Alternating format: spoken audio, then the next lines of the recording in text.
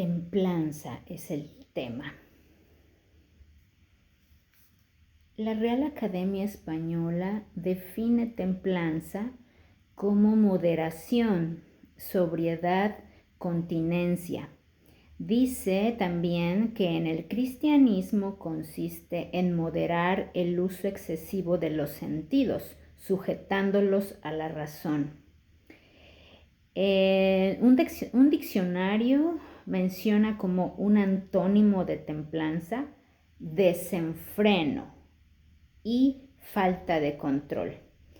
En la Biblia, la palabra templanza la encontramos en la versión antigua, Reina Valera 1909, la encontramos en Gálatas 5, 22 y 23, que dice: mas el fruto del Espíritu es caridad, gozo, paz, tolerancia, benignidad, bondad, fe, mansedumbre, templanza. Contra tales cosas no hay ley.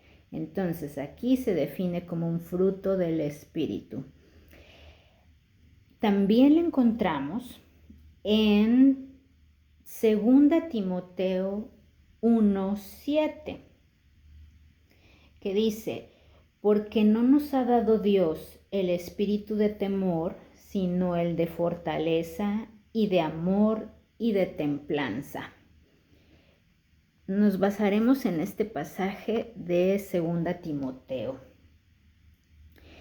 Para entender un poco, en otras versiones, la palabra templanza se cambia o se utiliza de otra manera como dominio propio. Voy a leer como dice la versión de la Biblia de las Américas: porque no nos ha dado Dios espíritu de cobardía, sino de poder, de amor y de dominio propio. Tal vez así nos queda un poco más claro. En este pasaje de 2 Timoteo 1 y en toda la carta, de hecho, Pablo nos da el mejor testimonio de templanza. ¿Por qué digo esto? Porque Pablo escribió esta carta desde la cárcel, y no solo desde la cárcel, sino condenado a muerte, esperando ya ser ejecutado.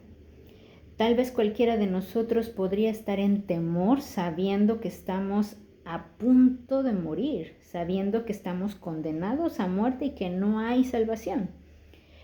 Pero Pablo denota aquí un lenguaje tranquilo, fortalecido, a pesar de que las condiciones en las que estaban y la condena a la que había sido sometido o sujeto era injusta. Esta condena estaba basada en odio, en calumnias, en falsos testimonios, pero también él sabía que era bienaventurado porque la única razón de su condena era Cristo. No era porque él había cometido un delito, era por predicar el Evangelio de Jesucristo. Él pudo mantener su justicia en integridad de corazón, porque sabía que delante de Dios no tenía nada de qué avergonzarse. Eso le hacía entonces vivir libre de temor, porque dice la palabra de Dios: el perfecto amor echa fuera el temor. El perfecto amor solo puede venir de Dios. Hubiera sido muy diferente si Pablo se hubiera sentido o se hubiera sabido culpable, si hubiera tenido de qué avergonzarse. Entonces tendría motivos para tener temor. Pero en este caso, Pablo podía andar en integridad por su conciencia limpia, sin temor. Entonces podía dejar todo tranquilamente en las manos de Dios y sentirse así bienaventurado. Sí mostró su inocencia.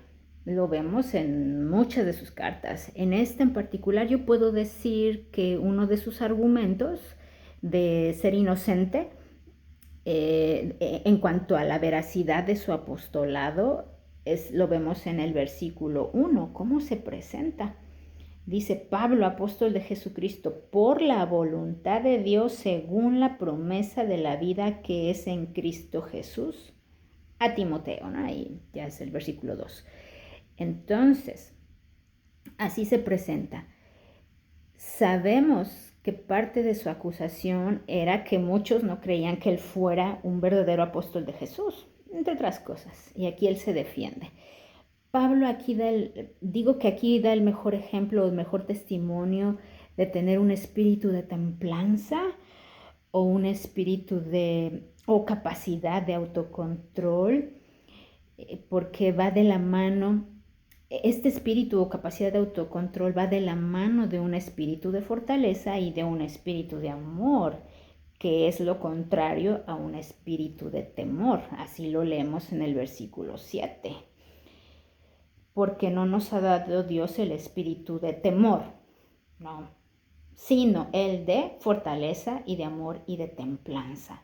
Entonces, esto es lo contrario a temor, lo contrario al espíritu de temor es el espíritu de fortaleza, espíritu de amor y espíritu de templanza. Pablo entendía que Timoteo estaba en temor probablemente, pero no era un temor con razón, no era un temor porque tuviera la conciencia sucia, no, era un temor que nos podría haber pasado a cualquiera de nosotros, porque estaba viendo lo que le había pasado a Pablo por predicar el Evangelio. Entonces, ese temor de que a él le pasara lo mismo tal vez, o de que a otros, eso como ser humano era completamente normal que estuviera en temor, o débil, o sin fortaleza.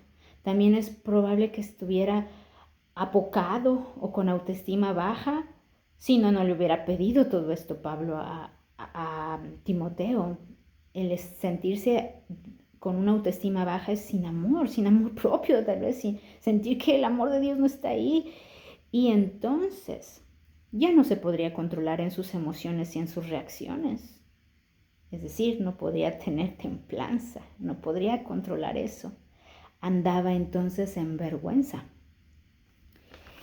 Pero Pablo con todo amor le escribe para hacerle ver esto.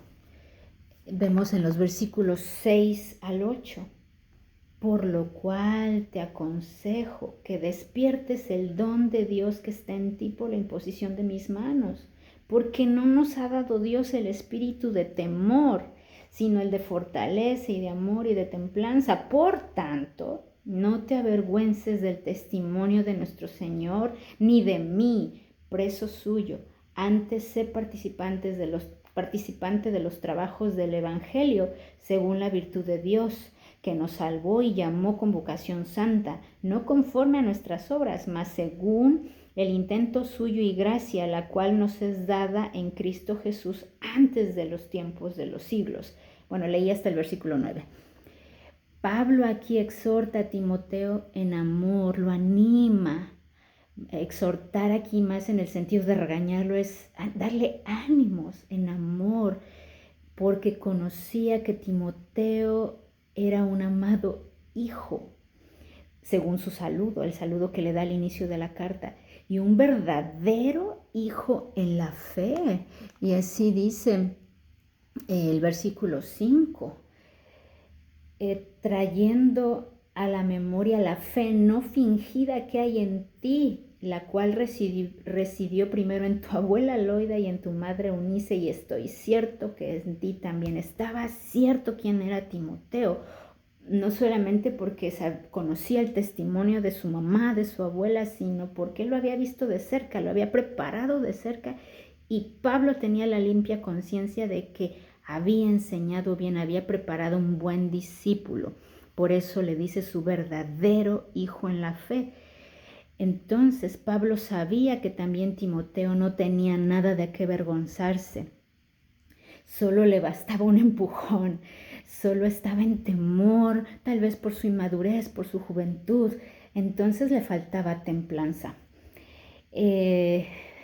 Echando fuera ese temor en Timoteo, podía sacar ese espíritu de templanza. Timoteo entonces podría ser un buen obrero que podría soportar sufrir por el Evangelio de Dios, podría ser fortalecido para los tiempos difíciles, podría amonestar, reprender, corregir en amor, con paciencia, con toda paciencia a otros. Y podría hacer entonces también más discípulos, así como él había sido hecho, dando el ejemplo. Solo necesitaba eso, Timoteo. ¿Qué podemos aprender según esto?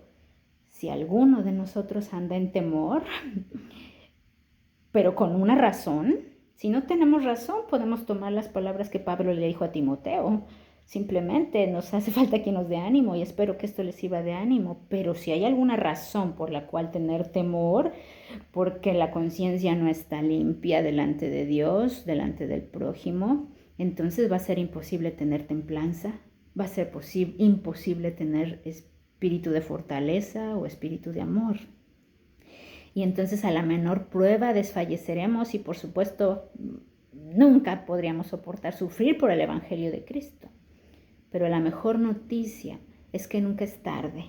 Y si aquí hay alguien que está en temor por algo que hay en su conciencia, que le impida lograr esa templanza o eso de autocontrol por andar en temor, es el mejor momento de arrepentirse, de pedir perdón a Dios, de alejarse del pecado y dejar que el perfecto amor de Dios eche afuera ese temor y por lo tanto poder lograr ese fruto del espíritu de templanza. Dios les bendiga.